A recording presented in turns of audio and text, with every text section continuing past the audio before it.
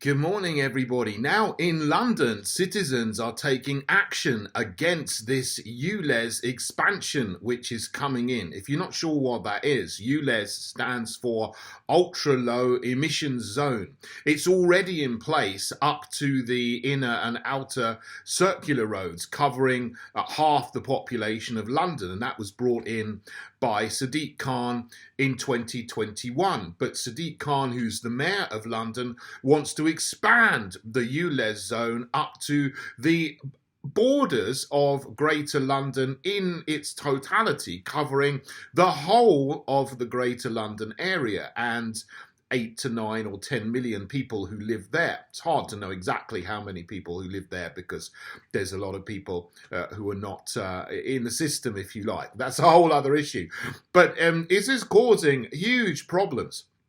It will cause huge problems for people who just want to use their own vehicles to go about their business and live their lives without being fined by Sadiq Khan and the Greater London Authority for the privilege of using their own cars in their own neighbourhoods. It is an anti-car measure. It is an anti-freedom measure.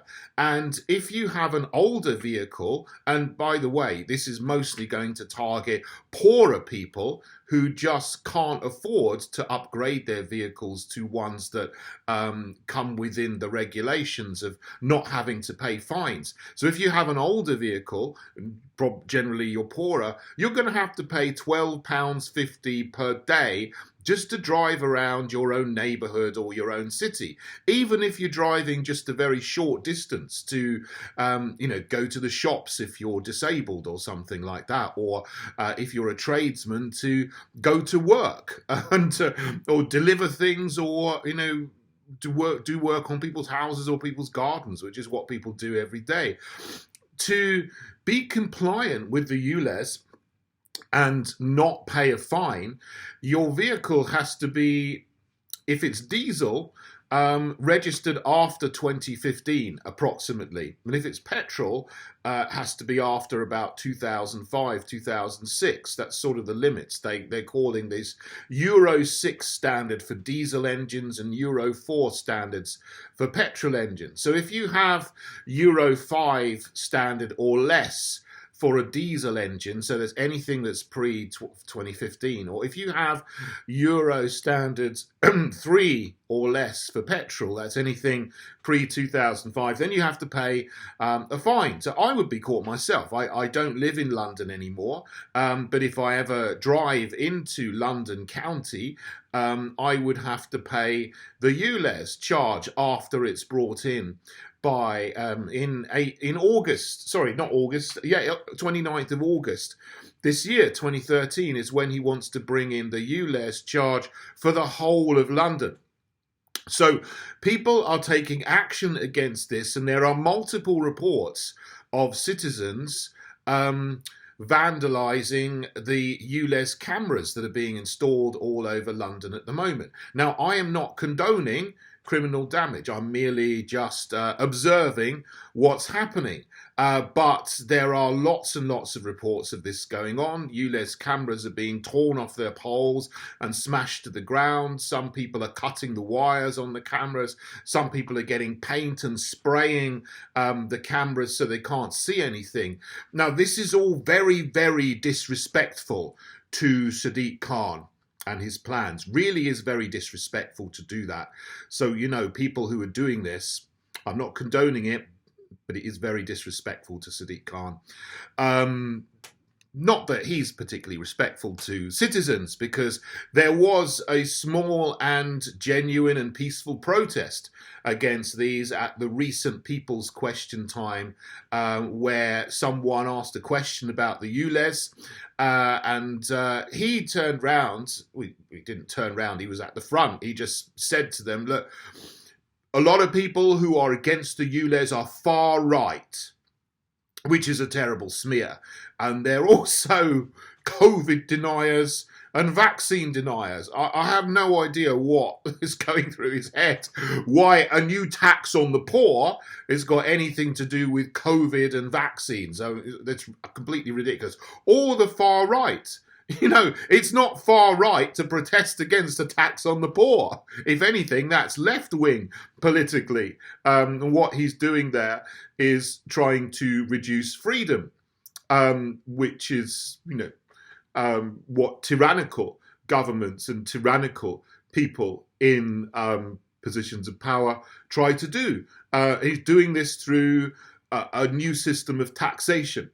And so what we have is civil disobedience, basically, on the streets, because he's implementing this system.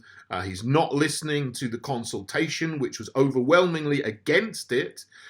People in power are supposed to listen to the people in a democracy, and they're supposed to abide by the results of the consultations. They're not legally bound to, but, it is a sort of moral principle. If in a democracy, if people say they don't want something in a consultation, they're telling you they don't want it, so you don't do it. But he's just turned around and said, well, I'm going to do it anyway, regardless of the results of the consultation. And the vast majority of the people don't want the ULEZ expanded up to the borders of the whole of Greater London, which will capture another 4 or 5 million people in its area and cause havoc to people who need to use their cars, as I've said before. So people are now engaging in civil disobedience. Again, I'm not saying do that, but this country has a long history of civil disobedience, and it has changed things on a number of occasions when people in power and in government tried to impose things which were either tyrannical or against the will of the people.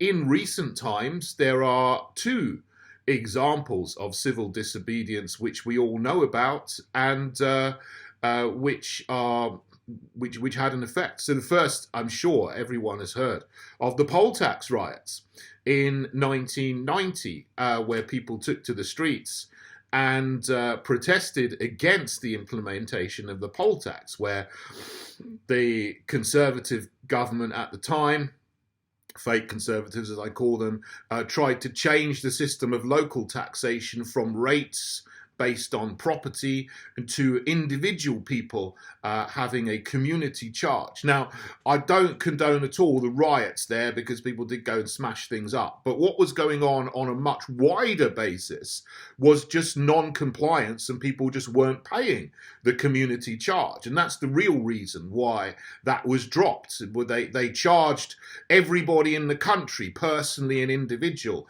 a local taxation charge. And so many people just didn't pay it.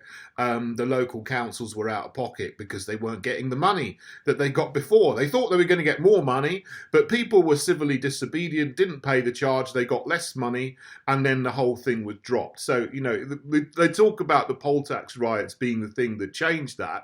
That was actually mass non-payment at the time, back when that was implemented in 1989, 1990, and so on. So the government at the time had to do a backtrack and revert back to the system of rates and property tax sort of thing for local taxation. It's not as onerous as in the United States. It's much lower, but it's going up now because they're actually, trying to squeeze people to make life difficult. Well, that's another issue.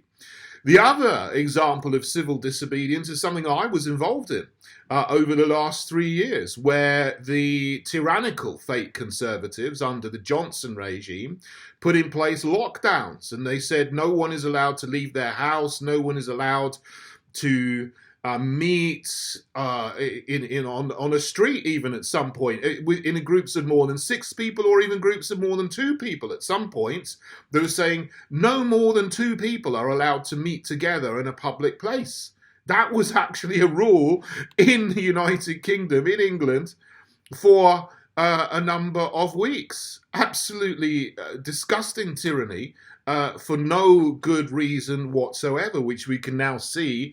We saw this with the Partygate issue. No, the people implementing this tyranny were not concerned with, keeping the rules themselves, and yet they were getting heavy with the police, as it's now come out, to harass and oppress ordinary people for just meeting their friends in a public place. They closed the pubs, they closed the cafes, they closed what they said were non-essential stores. So a lot of businesses now, you know, and for years now since they did that, have gone out of business. They destroyed tens of thousands of businesses through their tyranny.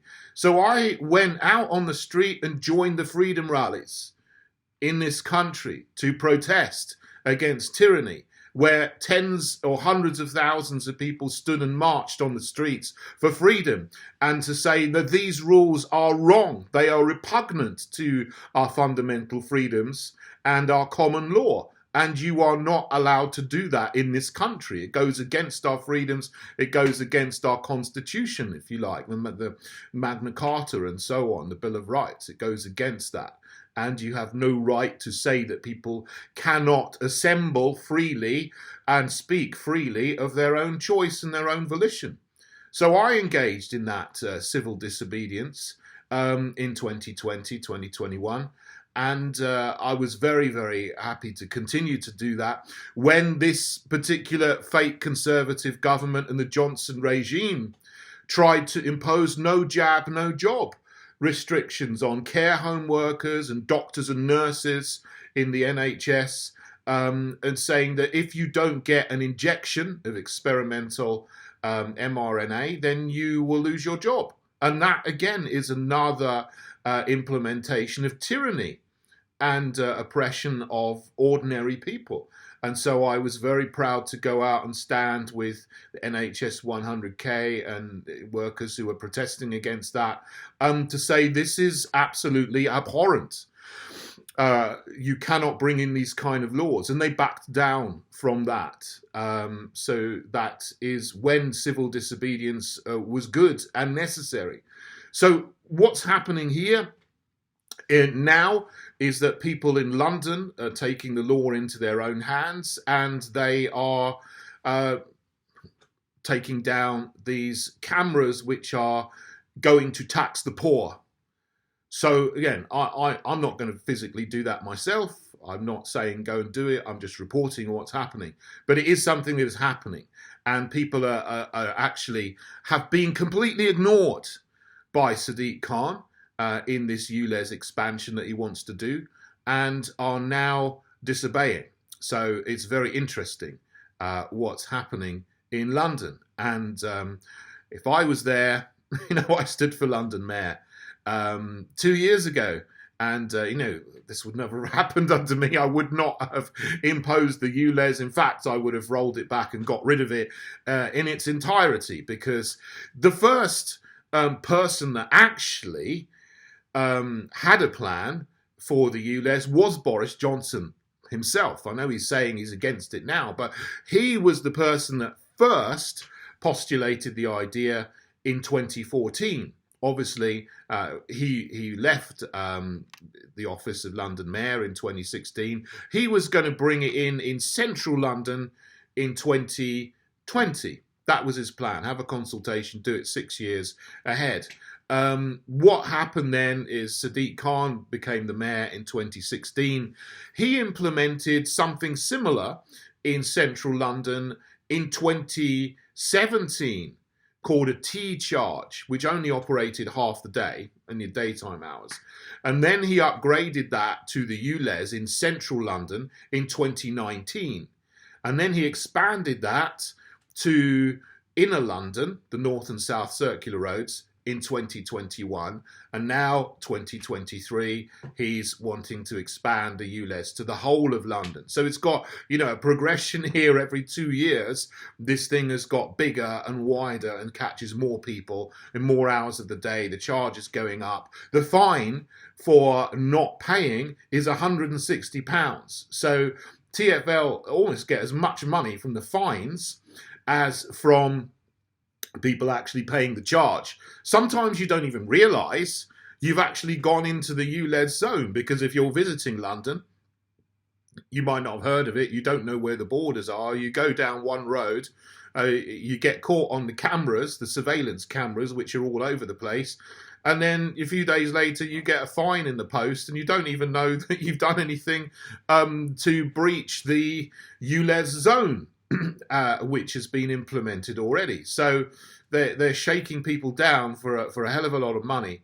And even when I was there, you know, back in, it's 2 years now since I haven't been on the London Assembly, but even when I was there, they were making nearly something like over £300 million a year from the ULEZ and, and the congestion charge combined. So these kind of taxes on vehicles, taxes on the poor, are making a hell of a lot of money for TfL and the Greater London Authority under Sadiq Khan. So this is absolutely appalling, and it shouldn't be continuing. And what do they do? And what they spend their money on?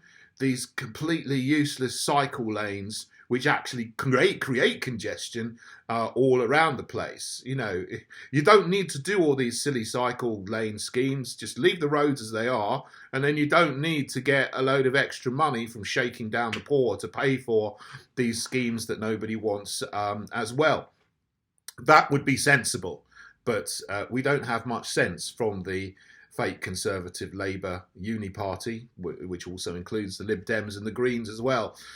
So please do join me in the Heritage Party to restore some common sense, get rid of these taxes on the poor, and stop wasting our money on things that nobody needs. That would be the sensible thing to do.